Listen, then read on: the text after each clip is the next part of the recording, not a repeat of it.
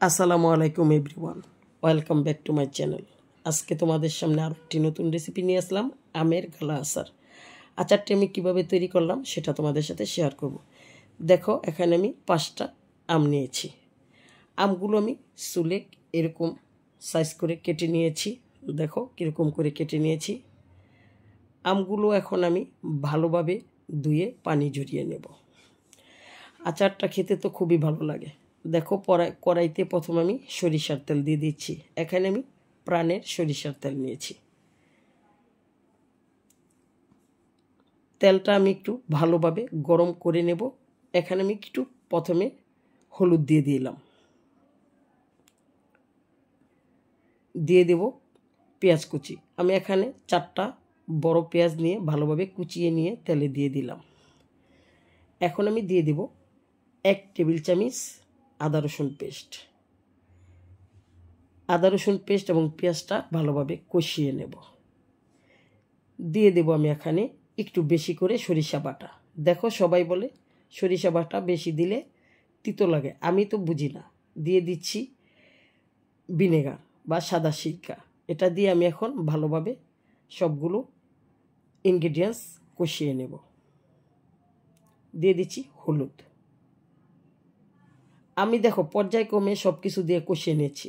দিয়ে দিয়েছি 1 চা চামচ পরিমাণ মরিচ, দিয়ে দিলাম স্বাদ মতো লবণ। বন্ধুরা, আচারটা এইভাবে করে খেয়ে দেখো, খিচুড়ির সাথে একটু পোলার সাথে তো সেরকমই লাগে।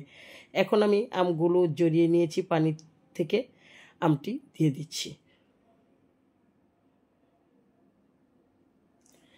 আম দিয়ে ভালোভাবে আমি কষিয়ে নেব সব কিছু একসাথে।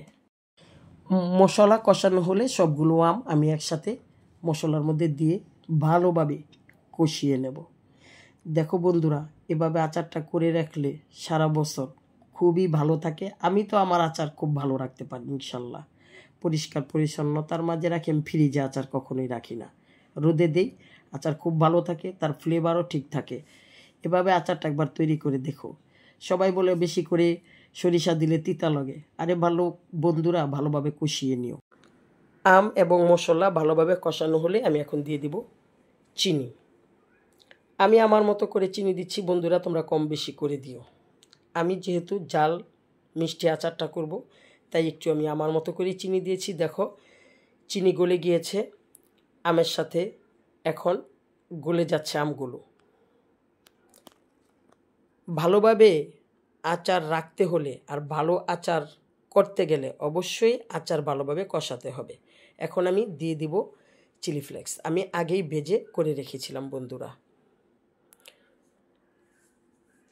চিলি ফ্লেক্স দিয়ে আচারটা আমি আরও একটু কষিয়ে নিলাম, আমের সাথে জালটা যেন মিশে যায়। দিয়ে দিচ্ছি পাঁচফোড়ন গুঁড়া, যেটা আমি বন্ধুরা বলেছি আগে থেকেই করে নিয়েছি, ভিডিও লম্বা করতে না। যাতে ভিডিওটা লম্বা না হয় সেজন্য আমি আগেই মশলাগুলো যেগুলো বেজে করতে হয় সেগুলো করে রেখেছি। বন্ধুরা, এভাবে আচার একবার করে দেখো। আচার ভালো রান্না হয়েছে কিভাবে বুঝবে? যখন দেখবে সমস্ত তেল আচারের উপর উঠে এসেছে এবং তেলগুলো খুব আস্তে আস্তে ফুটু ফুটু হচ্ছে, তখনই বুঝবে আচারটা ভালো হয়েছে। আজকের মতো এখানেই শেষ করছি। আল্লাহ হাফেজ।